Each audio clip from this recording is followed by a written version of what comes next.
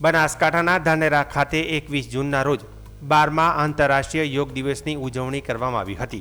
આ વર્ષે યોગ દિવસની થીમ કલ્યાણ, વિવેક અને વિશ્વ શાંતિ માટે યોગ રાખવામાં આવ્યો હતો। વિવેકાનંદ વિદ્યાલય ખાતે યોજાયેલા કાર્યક્રમમાં ધાનેરાના ધારાસભ્ય માવજીભાઈ દેસાઈ, ભાજપના આગેવાન ભગવાનદાસભાઈ પટેલ, બનાસકાંઠા ભાજપ મહામંત્રી તરુણ મોદી, મામલતદાર, એસડીએમ, નગરપાલિકાના ચીફ ઓફિસર પ્રમુખ ઈશ્વરભાઈ પટેલ, ઉપપ્રમુખ પહાડસિંહભાઈ, કોર્પોરેટર, પોલીસ અને હોમગાર્ડ જવાનો સહિત મોટી સંખ્યામાં વિદ્યાર્થીઓ અને નાગરિકો હાજર રહ્યા હતા। આ ઉપરાંત ડીબી પારેખ હાઈસ્કૂલ ખાતે પણ ટ્રસ્ટીગણ, શિક્ષકો અને વિદ્યાર્થીઓની હાજરીમાં યોગ કાર્યક્રમ યોજાયો હતો। યોગ દ્વારા સ્વસ્થ અને નિરોગી જીવનનો સંદેશ પણ આપવામાં આવ્યો હતો। 12મો આંતરરાષ્ટ્રીય યોગ દિવસ નિમિત્તે આજ રોજ વિવેકાનંદ વિદ્યાલયમાં